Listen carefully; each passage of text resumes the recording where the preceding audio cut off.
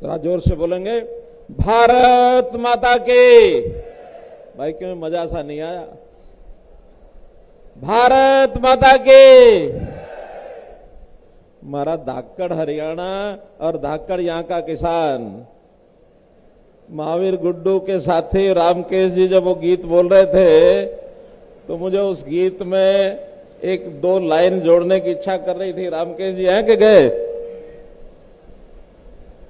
मुझे जो लाइनें उसमें ध्यान में आ रही थी कि धाकड़ आड़े किसान मिलेगा, धाकड़ आड़े जवान मिलेगा, धाकड़ आड़े पहलवान मिलेगा, फिर समझो हरियाणा। तो भाइयों बहनों, आज का अपने ये हरियाणा कृषि विकास मेला और इस अवसर पर आज का ये समापन कार्यक्रम उपस्थित है हमारे लोकप्रिय कृषि मंत्री श्री जेपी दलाल जी, साथ ही बहुत ही किसानों के हितैषी, हमेशा किसानों की चिंता करते हैं हमारे पार्टी के पूर्व प्रदेश अध्यक्ष और सार्वजनिक उपक्रम ब्यूरो के चेयरमैन श्री सुभाष बराला जी, मार्केटिंग बोर्ड के हमारे चेयरमैन भाई आदित्य देवीलाल जी, हरियाणा के कृषि विश्वविद्यालय के हमारे कुलपति प्रोफेसर बलदेवराज कंबोज जी, यहां पर उपस्थित हमारे विधायक श्री विनोद भयाणा जी, विधायक श्री जोगराम स्याग जी, विधायक श्री लक्ष्मण नापा जी, चौधरी जन सिंह नहीं, हमारे कृषि और किसान कल्याण विभाग के प्रधान सचिव और महाराणा प्रताप बागवानी विश्वविद्यालय के वाइस चांसलर श्री विजेंद्र कुमार जी, अन्य सभी हमारे बीच में नरहरि बांगड़ जी भी बैठे हैं, अन्य सभी विभागों के अधिकारीगण, विश्वविद्यालय के सभी हमारे अध्यापक प्राध्यापकगण, वैज्ञानिक बंधु और यहां उपस्थित सभी हमारे हरियाणा भर से आए हुए प्रगतिशील किसान बंधुओं, पत्रकार छायाकार मित्रों, जैसा ये बताया गया कि हर वर्ष जैसे कृषि मेला होता है, पशु मेला होता है, मेरा सौभाग्य है कि मुझे लगभग हर बार नहीं तो काफी जगह पर काफी बार आने का मौका मिला है। हरियाणा प्रदेश के किसानों का उत्साह देखकर, वास्तव में जिस बात के लिए हरियाणा जाना जाता है कि हरियाणा कृषि प्रधान ये प्रदेश है, तो मुझे तो आभास होता है कि कृषि प्रधान की बजाय मैं इसको यदि कहूं कि ये किसान प्रधान प्रदेश है, क्योंकि किसान हमारा कृषि का काम तो करता ही है, लेकिन अब धीरे धीरे ऐसा ध्यान में आने लगा है कि हमारा किसान बहुत से क्षेत्रों में आगे बढ़ गया है। आज तो बहुत से मंडियों में आड़त की दुकान भी किसानों की हो गई है। किसान परिवारों के बच्चे हमारे फौज में जवान में जाते तो वो भी किसान परिवारों के बच्चे हैं। हमारे किसान परिवारों के बच्चे पहलवानी जो करते हैं, देश और दुनिया में हरियाणा का नाम जो कमाते हैं। अभी एशियाड जो खेल हुए चाइना के अंदर, उसके अंदर भी बड़ी संख्या में जो देश भर के मेडल आए, उसमें 30% मेडल हरियाणा के हैं मित्रों। तो हरियाणा का किसान देश और दुनिया में छाया हुआ है। बड़े बड़े व्यापारी भी बन गए हैं, बड़े बड़े उद्योगपति भी बन गए हैं। इन किसानों की प्रगति निश्चित रूप से हरियाणा की प्रगति का एक हिस्सा है। हरियाणा आगे बढ़ रहा है तो इन किसानों के बलबूते पर बढ़ रहा है। मित्रों, भाइयों बहनों, हमने अभी जो प्रदर्शनी देखी है, इस प्रदर्शनी में जिस प्रकार के किसानों के हित में काम करने वाले कितने ही प्रकल्प मैंने देखे हैं। किसानों के काम का मशीनीकरण, यानी आज हाथ से काम नहीं करना पड़ता है, हर काम के लिए मशीन उपलब्ध है। 5000 साल पहले अगर किसान ने सबसे पहले हल्का मुट्ठा पकड़ा था तो ये हरियाणा की धरती कुरुक्षेत्र में पकड़ा था। उस समय हल चलाना पहली बार लकड़ी का हल सीखा था, लेकिन आज उस मशीनीकरण के माध्यम से किसान बिजाई भी अपना करता है, किसान कटाई भी करता है, किसान अपने अनाज की कढ़ाई भी करता है। हर प्रकार का मशीनीकरण, आधुनिकता और इसी प्रकार से विज्ञान की नई नई रिसर्च, जिस प्रकार का यहां हमने सारा देखा है, यानी जो फसलें कभी हरियाणा में हमने सुनी नहीं थी, देखी नहीं थी, उनका भी इस रिसर्च करके बीज का उत्पादन यहां किया जा रहा है। हमारे यूनिवर्सिटी के लोग, वैज्ञानिक लगे हैं उसमें। मैं इसका बहुत बड़ा श्रेय हमारा हरियाणा कृषि विश्वविद्यालय, इसको भी देता हूं, उनके वैज्ञानिकों को देता हूं। नई नई किस्म के बीज हैं और उसका जो उसकी मात्रा है पर्याप्त आगे बढ़ रही है। तो मित्रों, हमारा ये जो प्रगतिशील किसान है, कई बार मुझे किसानों से बात करने का अवसर मिलता है, तो हरियाणा के किसान, सामान्य छोटी जमीन वाले भी यानी नए नए तरीके से अपनी फसलों को उगाते हैं। अभी पिछले दिनों में एक मैंने देखा है किसान, ये हमारा जो फ्रूट है लाल रंग का, क्या उसका नाम है, ड्रैगन फ्रूट। ड्रैगन फ्रूट की खेती, लाखों रुपए जिसके ऊपर शुरू में इन्वेस्ट होता है और कई लाख रुपए उसके बाद में इनकम भी होती है।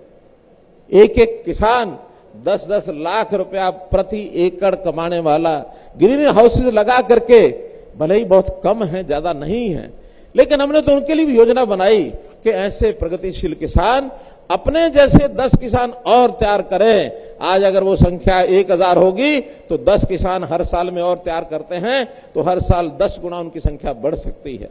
तो मेरा तो आपसे निवेदन है कि आप जिस प्रकार से खेत में लगे हैं, इसी प्रकार से हम आगे बढ़ें।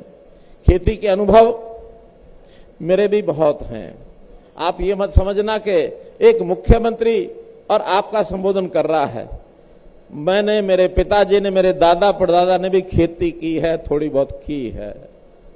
मुझे याद है सन वो 70-72 की बात कि सब्जी बो करके और किस प्रकार से वहां यानी बाल्टियों से पानी डाला जाता था उस सब्जियों को उगाने के लिए। पानी की कमी होती थी, फिर भी सब्जी बोना है क्योंकि सब्जी की अच्छी आमदन होती है, पानी भर भर के बाल्टियों से डालना पड़ता था। आज किसान कितने ही किस्म के यानी सिंचाई के साधन हो गए हैं, उन सब्जियों को बो करके। उस समय का विषय था, एक समय था हरियाणा में बहुत अच्छी फसल नहीं होती थी, सामान्य मानो बाजरा होता था या थोड़ा चना हो गया, गेहूं भी कहीं कहीं होता था, धान तो उस समय था ही नहीं। लेकिन आज पानी की उपलब्धता, धान भरपूर मात्रा में, गेहूं भरपूर मात्रा में, बाजरा तो आज भी होता है, कपास होता है, और विविधीकरण के नाते से इतनी फसलें, उन सब फसलों को हमने एमएसपी पर खरीदना शुरू किया है। किसान कई बार डरता था कि मैं फसल को दूसरी फसल बदल के बोना भी चाहता हूं, लेकिन हिम्मत नहीं होती थी, खरीदेगा कौन।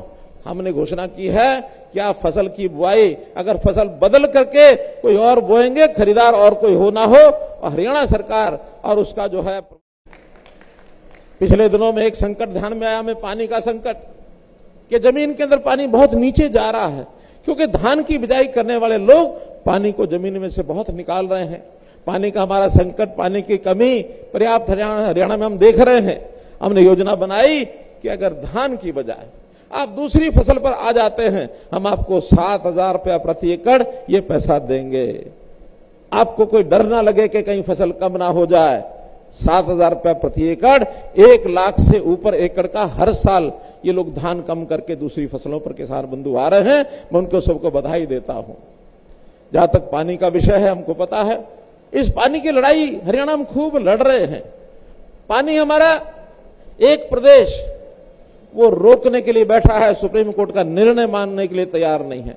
हमने अपने प्रयत्नों से सुप्रीम कोर्ट को अपनी लड़ाई लड़ करके और ये निर्णय दिलवाया, और मैं बधाई देता हूं, सुप्रीम कोर्ट का धन्यवाद करता हूं कि हमारी उस मांग के ऊपर सुप्रीम कोर्ट ने मोहर लगा दी है कि एसवाइएल नहर बनेगी, एसवाइएल नहर बनेगी। अब इस एसवाइएल के पानी को रोकने के लिए पंजाब हमेशा कुछ न कुछ बोलता रहता है, और उसी तरफ उन्हीं का एक राजनीतिक भाई दिल्ली, वो कहते हैं कि हमें पानी और दो। ये पानी देने से मना कर रहे हैं, वो पानी लेने के लिए हमेशा लगे रहते हैं। भाई, ये हरियाणा की अपने पानी की जरूरत भी पूरा करने के लिए हमको ध्यान करना पड़ेगा कि नहीं करना पड़ेगा। तो भाई बहनों, ये जो दोगली राजनीति है, इस दोगली राजनीति को हम दोगले वाल को उसकी एक नहीं चलने देंगे। ये दोगले वाल यहां अगर हरियाणा की जमीन पर बात करनी होगी तो पहले हमारे पानी का हिसाब देना होगा, तब आपके हरियाणा की धरती के ऊपर बात कर सकते हैं, वरना बात नहीं कर सकते हैं। तो भाई बहनों, मैं तो आज आपसे इतना ही निवेदन करूंगा कि बहुत हमने प्रयोग किए हैं, फिर भी हमारा किसान यदि कोई सुझाव देता है, कोई नई उसकी आवश्यकता होती है, तो हमेशा तैयार हैं करने के लिए। चाहे किसान का भाव है, चाहे उसके फसल का नुकसान हो तो उसके मुआवजे की बात है, चाहे नए प्रकार के अनुसंधान करके बीज की बात, खाद की बात, कुछ भी करने के लिए, और हमको अगर आप कोई सुझाव देंगे तो हम निश्चित रूप से उसके ऊपर काम करेंगे।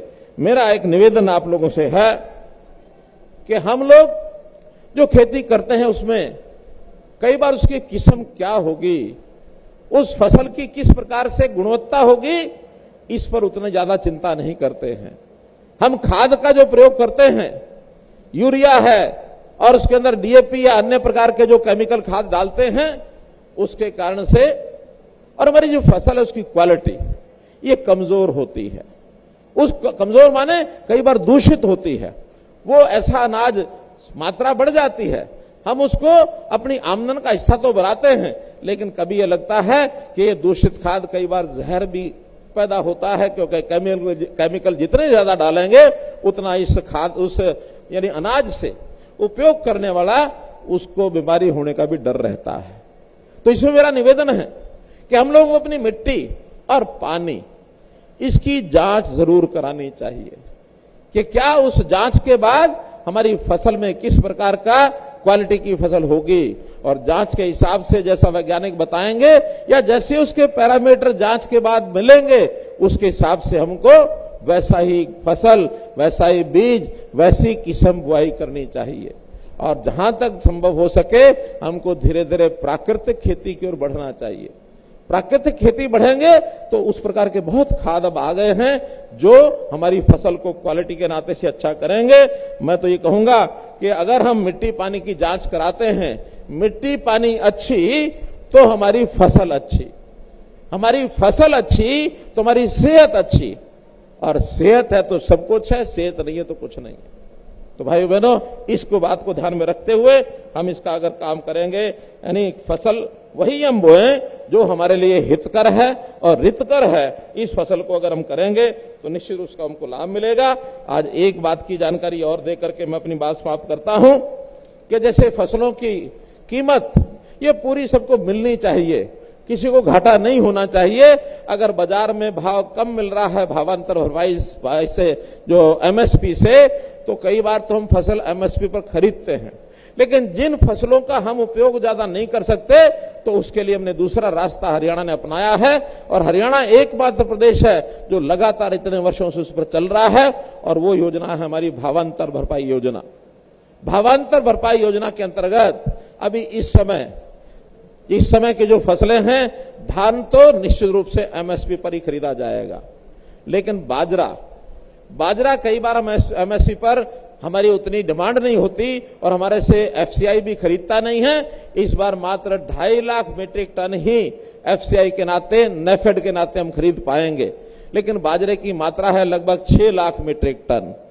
तो हमने विचार किया है कि पिछले 25 सितंबर से बाजार में हैफेड जो है वो बाजरे की खरीद कर रहा है। हैफेड ने 2200 रुपए खरीद अपनी शुरू की है। तो जिन लोगों से 2200 रुपए खरीदी है, उन सबको जो नहीं बेचेंगे उनको भी सबको एवरेज जैसे पिछली बार दिया था, उनको तो 300 रुपया प्रति क्विंटल 2500 पूरा करने के लिए भावांतर भरपाई दिया जाएगा। और अगर 25 के बाद हैफेड अथवा बाजार में और रेट पर जे फार्म 2200 से ज्यादा का है तो फिर 2500 रुपया, और जिस भाव में बिक्री हुई है वो जो गैप होगा वो भावांतर भरपाई में दिया जाएगा। अर्थात किसान को पूरा 2500 रुपया ही मिलेगा 25 तारीख के बाद का जो बाजरा खरीदा गया है उस पर। जिसने बेचा नहीं है बिल्कुल उनको, क्योंकि उनके भाव का पता नहीं है, किसी ने अपने घर रखा होगा, किसी ने बाद में बेचना है, किसी ने घर के खाने के लिए रखा है, उन सबको 300 रुपया प्रति क्विंटल, जो भी पैरामीटर पिछले सालों के हैं, जो भी क्वांटिटी पिछले सालों की एवरेज है, उस हिसाब से भावांतर भरपाई योजना पर ये मिलेगा। इस बात की भी जानकारी आपको मैंने देनी थी, वो मैंने आपको दी है। मैं तो आज निश्चित रूप से आज इस अवसर पर आप सबको बहुत बहुत बधाई और शुभकामना देता हूं। और हर बार हम अच्छे किसान जो हैं उनको काम करने के लिए, पशु मेले में अच्छे पशु लाने के लिए उन सबको सम्मानित भी किया जाता है। आज भी इस प्रकार का कोई कार्यक्रम होगा तो हमारे स्टेट सेक्रेटरी हमको बताएंगे। इस अवसर पर आपने मुझे बुलाया, मुझे सुना, आपका बहुत बहुत आभार, बहुत बहुत धन्यवाद।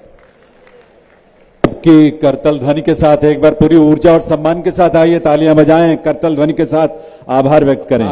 दलाल साहब कह रहे हैं कि अभी इनाम भी निकाले जाएंगे बटन दबाकर, तो जिनके पास पर्ची है अपनी पर्ची संभाल के रखना। उस पर्ची पर जो नंबर आपका है और कंप्यूटर से वो नंबर आपको आएगा तो निश्चित रूप से जैसे पिछले बार इनाम दिए थे इस बार भी वैसे इनाम अभी निकाल के आपको दिए जाएंगे।